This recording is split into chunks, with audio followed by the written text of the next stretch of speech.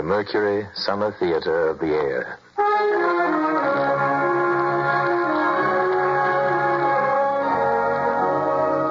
Ladies and gentlemen, the element of suspense is so vital to our story tonight that our sponsors, the makers of Pabst Blue Ribbon Beer, are omitting their usual commercial message during the intermission between the acts so that our play will go uninterrupted from spooky start to spooky finish. We of the Mercury reckon that a story doesn't have to appeal to the heart, it can also appeal to the spine. Sometimes you want your heart to be warm, sometimes you want your spine to tingle. Well, the tingling, it's to be hoped, will be quite audible as you listen tonight to a classic among radio thrillers. Its author is one of the most gifted of all the writers who've ever worked for this medium, Lucille Fletcher, who wrote the greatest single radio script ever written. Sorry, wrong number. The title of this, her terrifying little tale of Gru for this evening, is another spine tingler by name The Hitchhiker.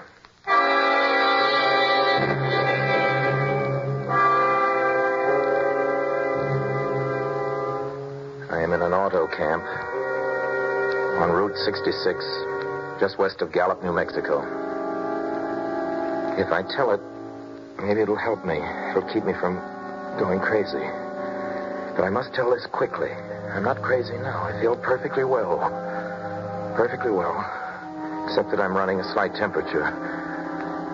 My name is Ronald Adams. I'm 36 years of age, unmarried, tall, dark, with a black mustache. I drive a 1940 Ford V8, license number 6B7989. I was born in Brooklyn. All this I know. I know that I'm at this moment perfectly sane. That it is not me who's gone mad, but something else. Something utterly beyond my control. But I must speak quickly. At any moment, the link with life may break. This may be the last thing I ever tell on Earth.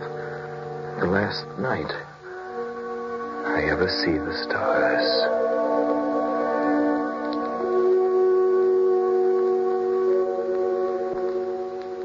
6 days ago, I left Brooklyn to drive to California. Goodbye, son. Good luck to you, my boy. Goodbye, Mother. Here, give me a kiss, and then I'll go. I'll come out with you to the car. Ah, it's raining. Stay here at the door. Oh. Hey, what's this, tears? Oh, it's just the trip, Ronald. I wish you weren't driving. Oh, Mother, there you go again. People do it every day. I know, but you'll be careful, won't you? Promise me you'll be extra careful. Don't fall asleep or drive fast or pick up any strangers on the road. Strangers? Don't you worry. There's anything going to happen. It's just 8 days of perfectly simple driving on smooth, decent, civilized roads with a hot dog or a hamburger stand every 10 miles. I was in excellent spirits. Drive ahead. Even the loneliness seemed like a lark. But I reckoned without him. Crossing Brooklyn Bridge that morning in the rain, I saw a man leaning against the cables. He seemed to be waiting for a lift. There were spots of fresh rain on his shoulders. He was carrying a cheap overnight bag in one hand. He was thin, nondescript, with a cap pulled down over his eyes. He stepped off the walk, and if I hadn't swerved, I'd have hit him. I almost did. Almost did hit him. Now, I would have forgotten him completely, except that just an hour later, while crossing the Pulaski Skyway over the Jersey Flats, I saw him again. At least he looked like the same person. He was standing now with one thumb pointing west. I couldn't figure out how he got there, but I thought maybe one of those fast trucks had picked him up, beat me to the Skyway, and let him off. I didn't stop for him. Then, late that night, I saw him again. It was on the new Pennsylvania Turnpike between Harrisburg and Pittsburgh. It's 265 miles long with a very high speed limit. I was just slowing down for one of the tunnels when I saw him standing under an arc light by the side of the road. I could see him quite distinctly. The bag, the cap, even the spots of fresh rain spattered over his shoulders. He hailed me this time.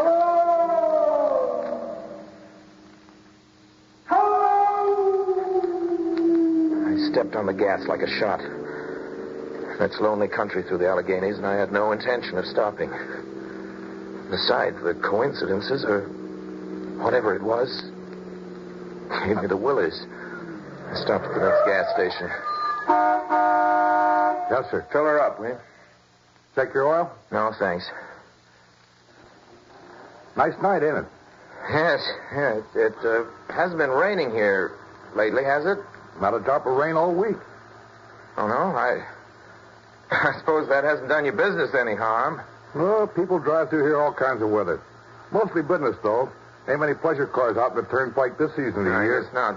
What about hitchhikers? Hitchhikers here? Why, what's the matter? Don't you ever see any? A guy'd be a fool to start out to hitchhike on this road. Look at it. Then you never see anybody? No. Maybe they get a lift before the turnpike starts. I mean, just before the toll house. But then it's a mighty long ride. Most cars wouldn't pick up a guy for that long a ride. This is pretty lonesome country here, mountains and woods. Yeah. Hey, you ain't seen nobody like that, have you? Oh, no. It's just a technical question. Oh, I see. Well, that'll be $1.49 with the tax.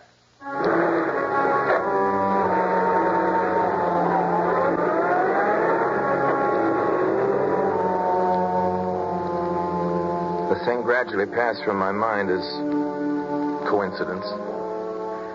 I had a good night's sleep in Pittsburgh. I didn't think about the man all next day until just outside of Zanesville, Ohio. I saw him again. It was a bright, sunshiny afternoon. The peaceful Ohio fields, brown with the autumn stubble, lay dreaming in the golden light. I was driving slowly, drinking it in, when the road suddenly ended in a detour. In front of the barrier, he was standing. Let me explain about his appearance before I go on. I repeat, there was nothing sinister about him. He was as drab as a mud fence, nor was his attitude menacing. He merely stood there, waiting, almost drooping a little, the cheap overnight bag in his hand. He looked as though he'd been waiting there for hours. And he hailed me. He started to walk forward. Hello!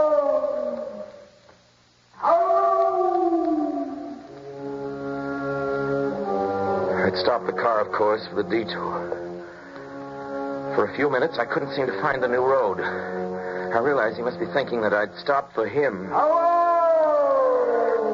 No, I'm... Not just now. I'm sorry. Going to California? No, not today. The other way. I'm going to New York. Sorry.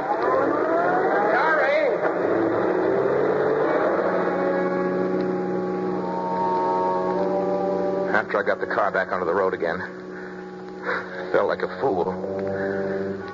Yet the thought of picking him up, of having him sit beside me, was somehow unbearable.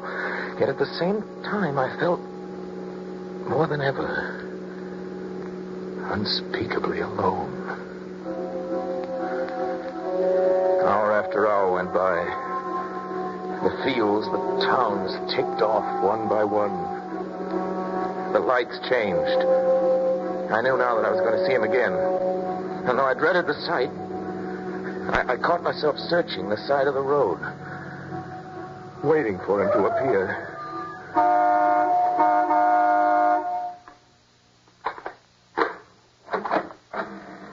Yep. What is it? What you want? You sell sandwiches and pop here, don't you? Yep, we do. In the daytime. But they close up for the night. I know, but I was wondering if you could possibly have a cup of coffee. Black coffee. Not at this time of night, mister. My wife's a cook and she's in bed. Well, now, listen, just a minute ago, there was a man standing here, right beside here, and he was a suspicious-looking man. Henry? Who is it, Henry? It's nobody, Mother.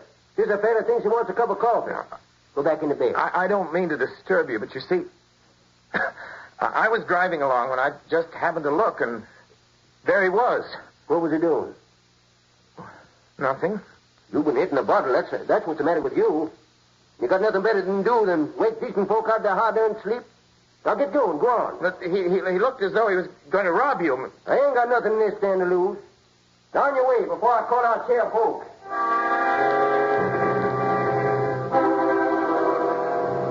I got into the car again and drove on slowly. I was beginning to hate the car. If I could have found a place to stop to rest a little, but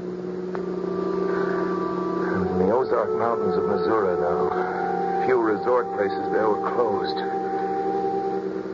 I had seen him at that roadside stand. I knew I'd see him again. Maybe at the next turn of the road.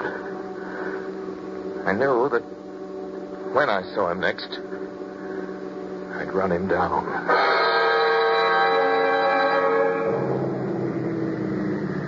But I didn't see him again until late the next afternoon. I'd stopped the car at a sleepy little junction just across the border into Oklahoma. Let a train pass by when he appeared. Across the tracks. He was leaning against a telephone pole. It was a perfectly airless, dry day. The red clay of Oklahoma was baking under the southwestern sun. Yet there were spots of fresh rain on his shoulders. I couldn't stand that. Without thinking, blindly, I started the car across the tracks. He didn't even look up at me. He was staring at the ground. I stepped on the gas hard, veering the wheel sharply toward him. I could hear the train in the distance now, but I didn't care. Then, something went wrong with the car. It stalled right on the tracks.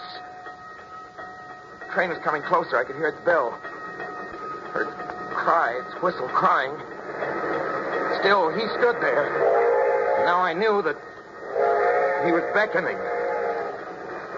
Beckoning me to my death.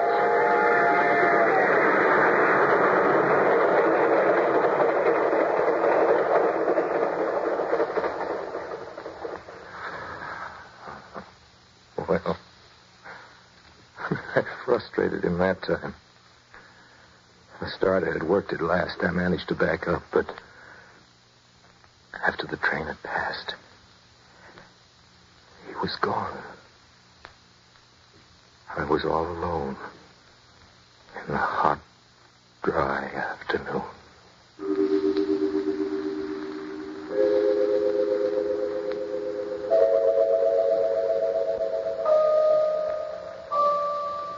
After that, I knew I had to do something. I didn't know who this man was or what he wanted of me. I only knew that from now on, I mustn't let myself be alone on the road for 1 minute. Hello there. Hello. Like a ride? What do you think? How far are you going? Amarillo. I'll take you to Amarillo. Amarillo, Texas? Yeah, I'll drive you there. Gee. Hop here. Mind if I take off my shoes? My dog's killed. No, go right ahead. Oh, gee, what a break this is. Swell car and decent guy. Driving all the way to Amarillo. All I've been getting so far is trucks. You hitchhike much? Sure. Only it's tough sometimes in these great open spaces to get the break. Yeah, I think it would be, but I'll bet, though, if you got a good pickup and a fast car, you could get to places faster than, well, say another person in another car. I don't get you. Well, you take me, for instance. Suppose I'm driving across the country at a nice steady clip of about 45 miles an hour. Couldn't a girl like you just standing beside the road, waiting for lifts, beat me to town after town, provided she got picked up every time in a car that was doing 65 or 70 miles an hour? I don't know. Maybe she could, maybe she couldn't. What difference does it make? Oh, no difference. It's just crazy idea I had sitting here in the car. Oh, imagine spending your time in a swell car thinking of things like that. What would you do instead? What would I do if I was a good-looking fellow like yourself? Well, I'd just enjoy myself. Every minute of the time. I'd sit back and relax. If I saw a good-looking girl along the side of the road... Hey! Did you see him, too? See who? That man standing beside the barbed wire fence. I didn't see anybody. Right there. There was nothing, just a barbed wire fence. What did you think he was doing, trying to run into that barbed wire fence? There was a man there, I tell you. A thin, gray man with an overnight bag in his hand. I was trying to run him down. Run him down? You mean kill him? I'm trying to get rid of him. Or at least prove that he's real. But you say you didn't see him back there. You sure? I didn't see a soul. As far as that's Well, watch concerned... for him. Watch for him the next time. And keep watching. Keep your eyes peeled on the road. He'll turn up again. Maybe any minute now. There! Look there!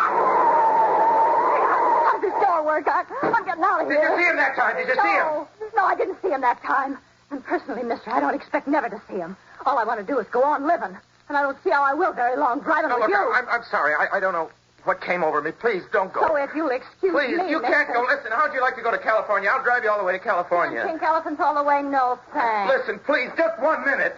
You know what I think you need, big boy? Not a girlfriend, just a good dose of sleep. There, I cut it now. No. No, you can't go. Leave your hands off of me, do you hear? Leave your hands Come back here, please. Come back.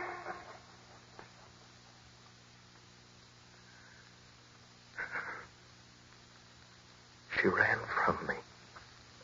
As if I was some kind of monster. A few minutes later, I saw a passing truck pick her up. I knew then that I was utterly alone. I was in the heart of the great Texas prairies. There wasn't a car on the road after the truck went by. Trying to figure out what to do, how to get hold of myself. If I could find a place to rest, or even if I could sleep right here in the car. Just a few hours and sleep. Just along the side of the road. I was getting my winter overcoat out of the back seat to use as a blanket. Just as a blanket. When I saw him coming toward me. Coming toward me. Emerging from the herd of moving steer. I didn't wait for him to come any closer. Maybe I should have spoken to him then. Fought it out then and there, for now he began to be everywhere. Whenever I stopped, even for a minute, for gas, for oil, for a drink of pop, a cup of coffee, a sandwich, he was there. I saw him standing outside the auto camp in Amarillo that night when I dared to slow down. He was standing near the drinking fountain, a little camping spot just inside the border of New Mexico. He was waiting for me outside the Navajo reservation where I stopped to check my tires. I saw him in Albuquerque where I bought 10 gallons of gas. I was afraid now. Afraid to stop. I began to drive faster and faster. I was in lunar landscape now. The great arid mesa country of New Mexico.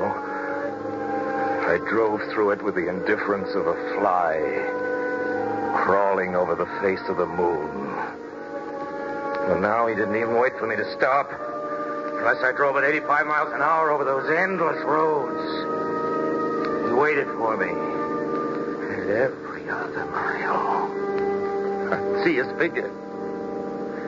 Shadowless. Flitting before me.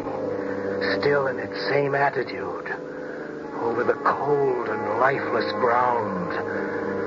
Flitting over dried up rivers. Over broken stones cast up by old glacial upheavals.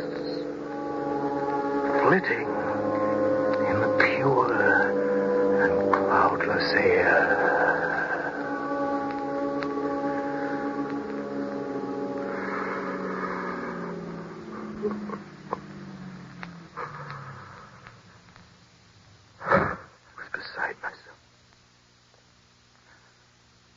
Myself when I finally reached Gallup, New Mexico this morning. There's an auto camp here. It's cold. Almost deserted this time of year. I went inside and asked if there was a telephone. I had the feeling that if I could speak to somebody familiar, somebody that I loved, I could pull myself together. Number, please. Long distance. Thank you.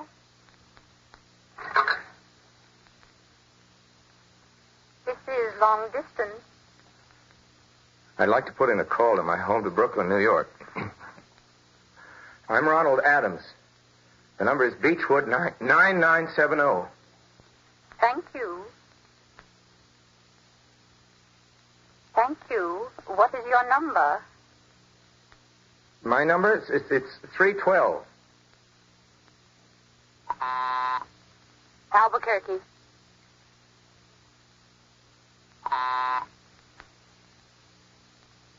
New York for Gallup. New York. Gallup, New Mexico, calling Beechwood 9970.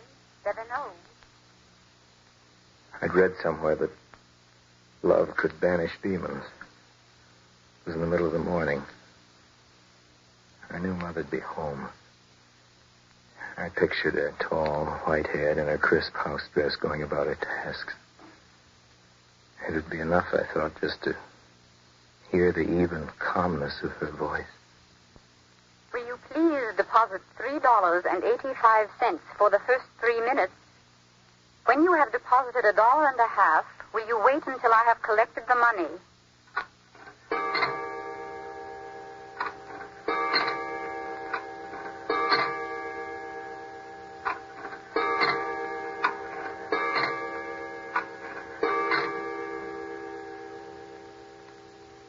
All right. Deposit another $1.50.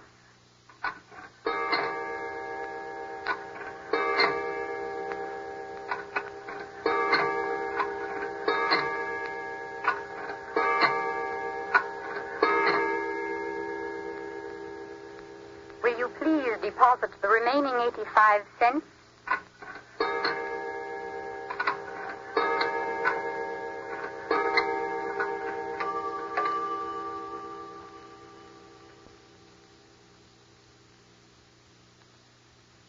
Ready with Brooklyn. Go ahead, please. Hello? Mrs. Adams' residence. Hello? Hello, Mother? This is Mrs. Adams' residence. Who is it you wish to speak to? What? Who's this? This is Mrs. Whitney. Mrs. Whitney? I don't know any Mrs. Whitney. Is this Beechwood 9970? Yes. Where's my mother? Where's Mrs. Adams? Mrs. Adams is not at home. She's still in the hospital. The hospital? Yes. Who is this calling, please? Is it a member of the family? What's she in the hospital for? She's been prostrated for 5 days. A nervous breakdown. Nervous? Who is this calling? Nervous breakdown. My mother's never... It's all taken place since the death of her oldest son, Ronald. Since the death of her oldest son, Ronald. Hey, what is this? What number is this? This is Beechwood 9970. It's all been very sudden.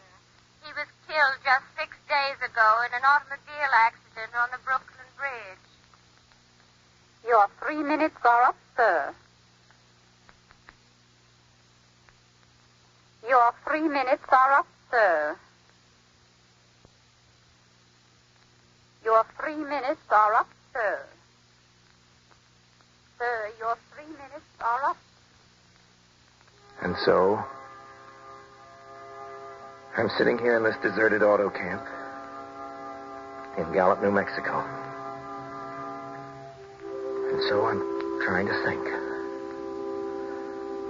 I'm trying to get a hold of myself. Otherwise I'll go crazy. Outside, it is night. The vast, soulless night of New Mexico. 1 million stars are in the sky. Ahead of me stretch 1,000 miles of empty mesa, and mountains, prairies, desert. Somewhere among them, he is waiting for me.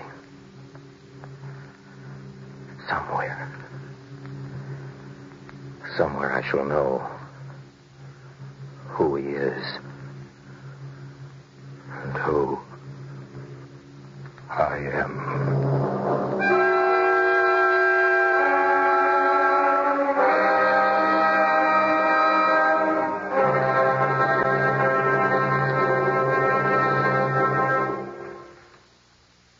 of us on the Mercury Theatre, including Bernard Herrmann, who wrote and conducted the music on this program, I remain, as always, obediently yours.